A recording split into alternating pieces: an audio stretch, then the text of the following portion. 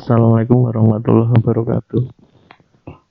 Pada kesempatan ini saya akan menyampaikan pembelajaran 7, lanjutan dari pembelajaran 6 kemarin tentang baterai ya. Kalau yang kemarin pembelajaran 6 itu baterai secara umum, sedangkan yang pembelajaran 7 ini adalah baterai di pesawat udara. Materi ini saya ambilkan dari beberapa referensi. Yang pertama naskah sekolah, kemudian ini ada brosur ya, brosur baterai dari luar, tapi ini di internet banyak. Kemudian saya ambilkan dari CASR Indonesia. Kemudian ada lagi Aviation Electricity and Electronic, ini saya ambilkan dari sebuah sekolah penerbangan di luar negeri. Tentunya ada referensi lain yang tidak saya sebutkan di internet ya, tapi nanti kalian bisa browsing sendiri. Saya cuma tampilkan sebagian saja. Kita mulai dari yang pertama. Kenapa kita membahas baterai pesawat? Karena jika baterai pesawat rusak, itu ketika dia on flight, dia terpaksa harus mencari pendaratan darurat yang terdekat untuk segera membereskan baterainya itu, terutama di landasan atau bandara yang bisa ngecas baterainya itu. Karena begitu dia landing, kalau dia nggak bisa ngecas, ya dia nggak bisa terbang lagi. Kemudian ketika pesawat itu on ground atau berada di bawah, di landasan, di bandara, kemudian dia baterainya rusak, maka dia tidak akan bisa kemana-mana. Baterainya akan, ya pesawatnya akan di situ saja. Mungkin ini terlihat biasa, tidak ada yang urgent ya. Cuman kalau kondisinya seperti ini, ketika pesawat di on flight-nya di atas hutan, kemudian dia baterainya rusak, sedangkan di sekitar situ tidak ada bandara atau landasan terdekat, maka dia akan kesusahan mencari tempat untuk landing. Kemudian ketika dia terpaksanya landing tapi ternyata di tengah hutan, dia juga akan susah untuk terbang kembali karena baterainya akan tidak mampu untuk menyalakan starting motor listriknya. Nah, berkaitan dengan begitu fatalnya baterai ketika dia fail atau rusak, maka beberapa aturan dikeluarkan. Misalnya ini untuk yang Aviation Electricity and Electronic yang dari luar ini, dia menjelaskan bahwa baterai itu mensuplai untuk sumber energi emergensi. Jadi memang baterai itu ya sangat dibutuhkan ketika keadaan darurat. Dan seterusnya bisa dibaca sendiri ya. Kemudian di paragraf 2-nya dia juga bilang kalau emergency power source of aircraft. Jadi karena dia bersifat emergency, it should be maintained in perfect condition. Jadi dia dituntut untuk dalam kondisi sempurna at all times, di setiap waktu. Kemudian ada keterangan lanjutannya. Never use battery for starting engine or servicing equipment if.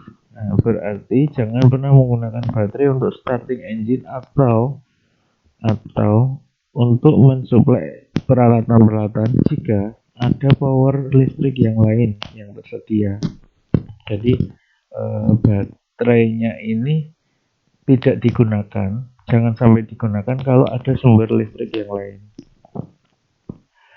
Terus di yang paragraf ketiga, most common aircraft batteries used today, seperti sekarang ini, pesawat itu kebanyakan menggunakan baterai lead asid dan nikel kadmium. Gitu. Selanjutnya bisa dibaca ya. Saya lanjut ke yang peraturan dalam negeri yang dituangkan di CASR. Nah, di CASR ini ada banyak poin Karena saking pentingnya baterai, maka baterai pun ada aturannya. Misalnya yang poin A ini, its storage battery must be designed and installed as prescribed in this section. Berarti dia harus didesain dan harus dipasang secara presisi, benar. Kemudian safe cell temperature and pressure. Berarti dia tidak boleh terkena temperatur yang ekstrim, terlalu panas kah atau terlalu dingin kah, itu nggak boleh. Dan tidak boleh ada tekanan. Ini ada ketentuan, bisa dibaca.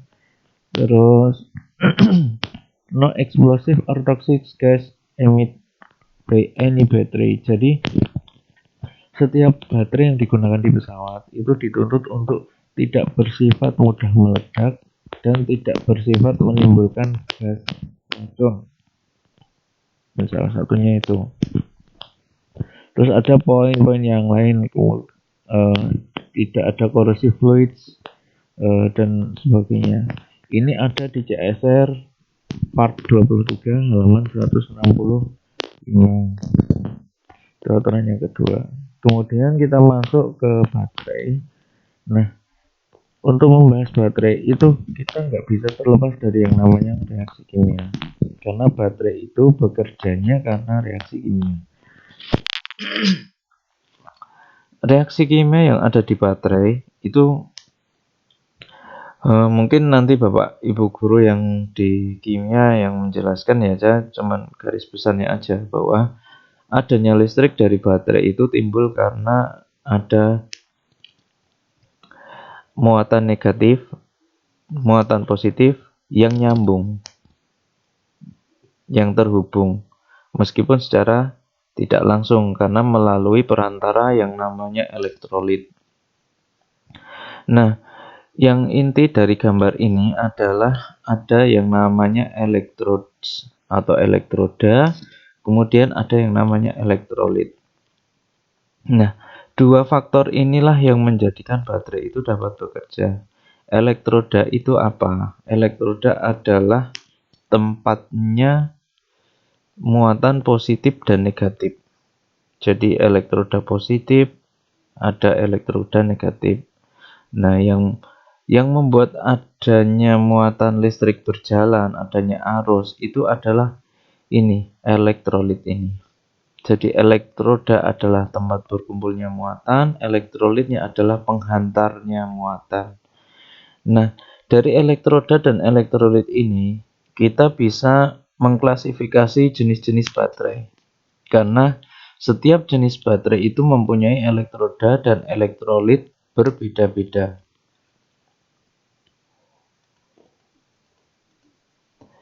Kemudian nyambung dari yang reaksi kimia ini, yang di dalamnya ada elektroda dan elektrolit, kita mulai dengan membahas jenis baterai. Nah, jenis baterai itu di beberapa sumber yang saya himpun ada 4. Yang pertama adalah jenis baterai yang lead acid. Kemudian yang kedua adalah nikel cadmium atau nikat. Kemudian ada nikel metal hydride atau NiMH. Kemudian yang keempat adalah lithium ion atau Li-ion.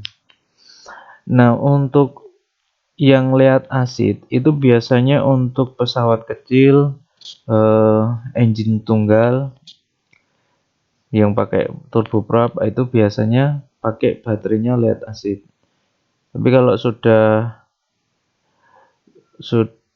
pesawat besar, engine-nya 2 atau bahkan lebih, itu biasanya pakai nikel kadmium.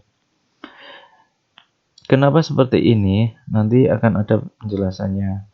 Nah, untuk yang nikel metal hydride ini sangat jarang karena dia cukup berbahaya.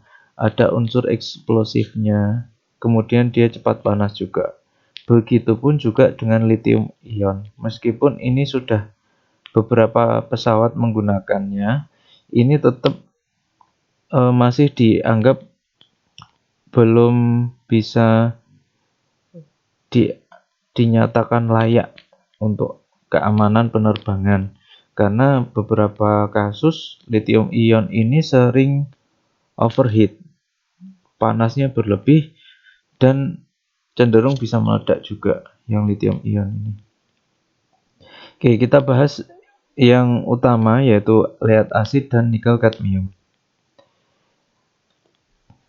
Untuk yang lead acid ini kurang lebih sama dengan aki mobil. Tentu saja berbeda dengan aki mobil, tapi secara struktur fisiknya itu hampir sama. Kalau kalian di rumah ada aki mobil atau aki motor yang basah, itu kan bentuknya hampir seperti ini. Jadi ini adalah yang positif negatifnya, kemudian yang tutup-tutup ini adalah lubang untuk air akinya masuk. Jadi baterai itu sama dengan aki. Kemudian yang nikel kadmium itu dia bentuknya lebih kokoh ya, lebih berat karena ini ditopang oleh cover yang berwujud logam. Kemudian di dalamnya ini kalau yang nikel kadmium itu dia bisa terpisah-pisah. Jadi misalkan ini sepasang gitu diangkat itu bisa. Misalkan ada yang terbakar gitu, nggak perlu bongkar semuanya kayak lead acid, enggak. Kalau nikel kadmium itu cukup yang mana yang terbakar itu bisa diganti atau rusak bisa diganti. Jadi diambil per bagiannya itu bisa. Dengan volume besar yang sama, besar fisiknya sama, itu yang nikel kadmium ini punya kelebihan, dia lebih dapat menampung muatan listrik lebih banyak. Makanya untuk pesawat besar biasanya lebih cenderung menggunakan nikel kadmium. Kita bahas dari yang lead acid dulu, yang konvensional, yang paling awal. Jadi untuk yang lead acid itu elektrodanya, kan tadi yang di reaksi kimia kan ada elektroda, ada elektrolit. Untuk yang lead acid ini elektrodanya itu timah hitam, elektrolitnya itu larutan asam. Kapasitasnya 24 volt, kemudian kapasitas ampernya 36 ampere per jam, di mana 24 volt ini diambil adalah jumlah dari 12 sel yang setiap selnya mengeluarkan tegangan 2 volt. Jadi jumlah akhirnya 24 volt. Kemudian untuk yang nikel kadmium itu elektroda positif dan negatifnya itu mempunyai bahan yang berbeda. Kalau yang lead acid itu elektroda positif negatifnya ya timah hitam ini. Tapi kalau untuk yang nikel kadmium itu elektroda positifnya dari nikel oksida, elektroda negatifnya dari metal kadmium. Elektrolitnya pun berbeda. Kalau yang lead acid tadi elektrolitnya itu larutan asam. Kalau yang nikel kadmium elektrolitnya larutan basa. Kapasitasnya 30 sampai 40 ampere per jam, tegangannya sama 24 volt, terdiri dari 19 sel. Jadi ini ada 19. Satu pasang positif negatifnya ini dia mengeluarkan tegangan 1,25 volt. Nah, untuk pesawat-pesawat dulu, pesawat-pesawat kecil dengan engine tunggal itu mungkin dengan tegangan 24 volt itu dia bisa starting, bisa run up. Tapi untuk pesawat-pesawat yang menengah dan besar itu 24 volt itu untuk starting engine tidak cukup. Rata-rata untuk pesawat besar itu butuh tegangan 26 volt sampai 28 volt. Nah, untuk mencukupi kebutuhan 2 volt, jadi dari 24 ini supaya sampai 26 dan 28 volt, itu starting engine pesawat dibantu oleh ground power unit. Jadi ketika mau starting itu pesawat tidak hanya mengandalkan baterai, tapi juga mengandalkan pembangkit listrik luar yang biasanya ada di bandara. Jadi khusus untuk starting, bandara-bandara itu menyediakan tenaga listrik tambahan untuk membantu si aki ini bisa menyalakan mesin pesawat. Nah, nikel kadmium seperti yang saya sampaikan tadi, itu di dalamnya ini bisa diambil. Sebagai contoh yang gambar yang di bawahnya ini adalah salah satu contoh bagian dari baterai atau aki yang nikel kadmium yang rusak. Nah, ketika dia rusak sepasang ini, satu balok ini, dia bisa dicopot dari sini, kemudian ini diganti, ada replacementnya. Nah, untuk keterangannya ini itu apa? Ini saya ambilkan gambarnya. Ada cell wall, ada ini dindingnya, terus di dalamnya ada plat, terus ada tabsnya, terus di atas ini terminal. Terminal ini yang nanti terhubung ke kabel positif negatif. Terus ada ventilasinya juga, ada filter capnya. Nah, biasanya ini ada tutupnya. Di sini ada tutupnya, jadi nggak kelihatan ventilasi dan terminalnya ini nggak kelihatan. Ini ada tutupnya, seperti yang gambar yang di kiri ini. Ini yang sudah terpasang di pesawat ini, dia sudah tertutup. Itu untuk nikel kadmium.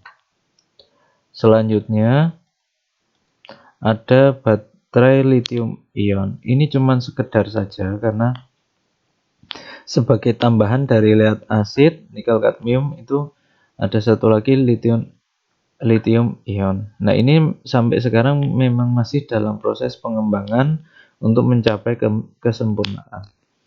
Jadi untuk yang lithium ion itu pertama kali itu dipasang di pesawat Airbus 7 Boeing 787. Jadi Boeing 787 itu pesawat komersil pertama yang ditanami ini baterai lithium ion. Nah, letaknya di mana? Yang pertama ada di sekitar kokpit. Yang kedua ada di bagian belakang, di sekitar pintu kargo. Nah, yang belakang ini adalah untuk EPU, untuk Auxiliary Power Unit. Sedangkan yang depan ini untuk main battery, berarti dia untuk yang kelistrikan utamanya. Bentuknya sama dengan yang tadi ya, di box gini tertutup. Kemudian ada terminal-terminalnya di atas. Kemudian secara penggunaan memang dia lebih efisien, mempunyai simpanan energi listrik yang besar. Cuman kekurangannya dia sering overheat, panasnya berlebih dan bisa menyebabkan ledakan. Salah satu berita yang saya dapat bahwa di Boeing 787 itu tahun 2006 itu terjadi kebakaran. Jadi dia karena panas kemudian meledak, akhirnya pesawatnya jadi seperti ini. Itu di tahun 2006 di Philadelphia. Kemudian ada sumber lain lagi yang tidak saya sertakan di presentasi ini, itu di Filipina juga ada seperti ini, kasus seperti ini di tahun 2013. Kalau ini kan tahun 2006. Dan beberapa negara yang lain seperti di Jepang itu juga pernah mengalami pesawat rusak karena gara-gara dia yaitu tadi menggunakan baterai lithium ion. Jadi sampai sekarang memang masih dalam proses penyempurnaan. Nah, dari yang ini kasus ini yang di Philadelphia tahun 2006 ini di Boeing 787 itu hasil investigasi dari FAA, Federal Aviation Administration, itu lembaga penerbangan internasional. Dia sudah menyatakan bahwa kerusakan fix karena baterai di 787 Dreamliner ini nama pesawatnya. Pesawat ini menggunakan 32 volt lithium baterai primer untuk ground operation. Berarti dia masih di bawah. Tidak sedang on flight tapi on ground. Untungnya saja on ground. Dan kalau kita lihat pesawatnya ini ini adalah pesawat angkut, pesawat kargo, bukan pesawat untuk penumpang. Kita bisa bayangkan kalau misalkan yang di dalamnya ini, yang di bawah pesawat ini adalah penumpang, terjadi ledakan seperti ini, otomatis kan akan menimbulkan korban jiwa. Untungnya saja ini adalah pesawat barang. Nah, yang di Boeing 787 itu letaknya sama dengan yang tadi ya, yang ini. Letak baterainya ada yang belakang untuk EPU, yang di depan untuk main. Nah, ini juga iya, yang main itu ada di depan, Electronic Equipment Bay. Kemudian yang di belakang untuk EPU, used to start EPU, which provides ground power. Yang mana misalkan dia dibantu oleh ground power juga sih sebenarnya. Nah, dengan kejadian itu maka mereka menerbitkan FAA-nya itu menerbitkan ini hasil identifikasinya. Pertama ada short circuit yang disebabkan oleh salah satu sel yang overheat. Kemudian timbul tekanan, kemudian electrolytic fan from cell ya keluar dari yang ventilasi tadi, kemudian overheating spread. Jadi dia panasnya mulai menyebar dan akhirnya baterainya rusak, fail, tidak bekerja, sehingga terjadilah ledakan seperti ini. Nah, itu salah satu kasus dari baterai lithium ion. Nah, oleh karena itu, maka baterai perlu adanya perawatan. Yang pertama yang bisa dilakukan untuk perawatan baterai itu pembersihan korosi pada sambungan. Seperti gambar yang tengah ini, kalau kalian ngecek aki motor atau aki mobil kalian, aki basah loh ya, itu kalau lama tidak digunakan atau tidak dibersihkan itu pasti timbul serbuk-serbuk kuning seperti ini. Nah, itu adalah salah satu contoh korosinya. Jadi ini harus rutin dibersihkan. Kemudian pengaturan suhu penyimpanan. Jadi kalau kita mau nyimpan aki, baterai, itu suhunya sudah ditentukan. Biasanya ada manual booknya, di mana aki tersebut aman ketika disimpan pada sebuah ruangan dengan suhu tertentu, tidak terlalu panas dan tidak terlalu dingin. Kemudian poin yang ketiga adalah pengecekan ketinggian air elektrolit.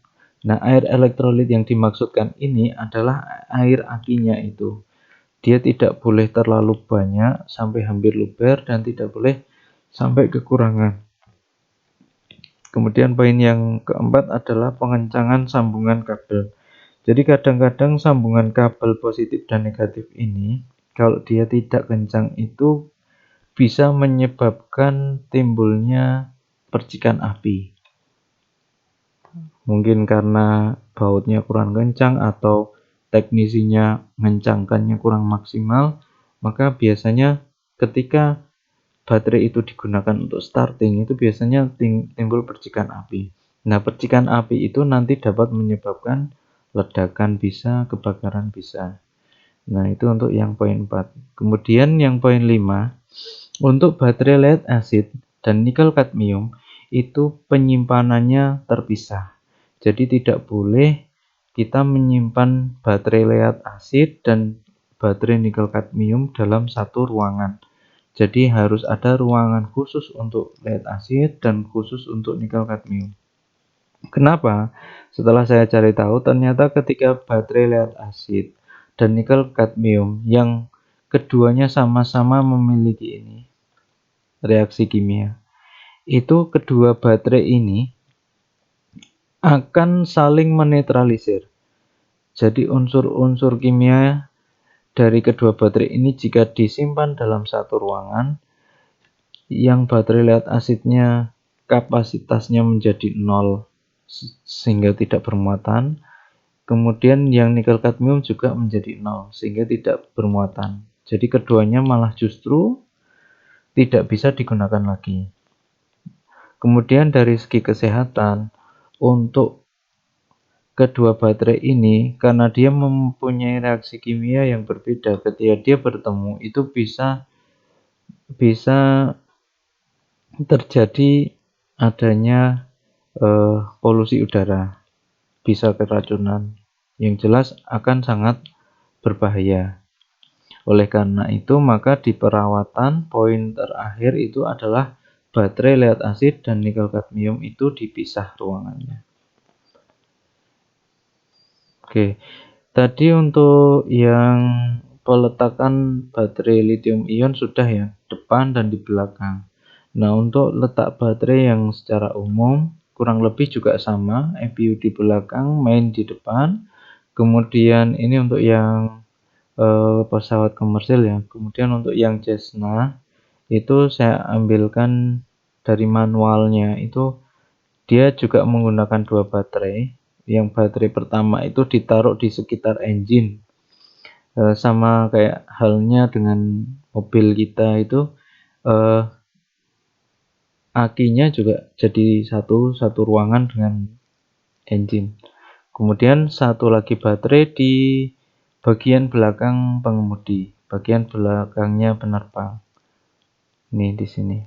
Sedangkan untuk yang helikopter itu biasanya ada space khusus di belakang ruang penumpang, itu memang disediakan untuk aki seperti ini.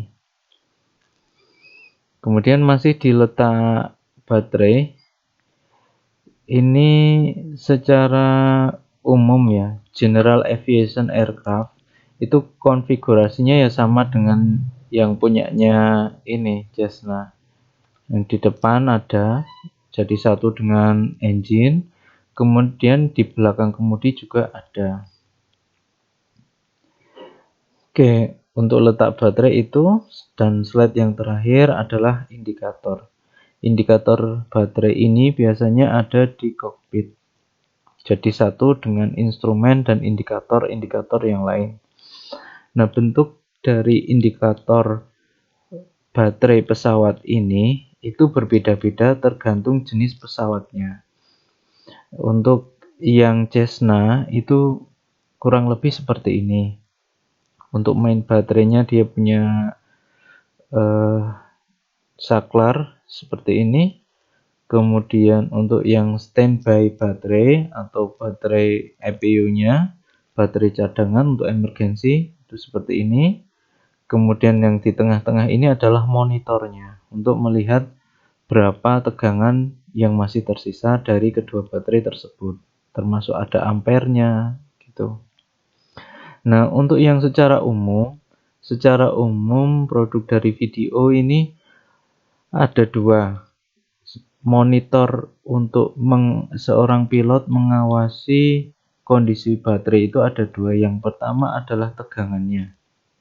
Tegangan baterai, pilot dapat mengetahui dari sini. Kemudian suhunya baterai, pilot mengetahui dari sini. Kemudian ada lagi yang seperti ini. Ini baterai temperatur, dia bersifat vertikal begini. Nanti penunjukannya tergantung suhu yang ada di baterai. Ini juga sama, vertikal.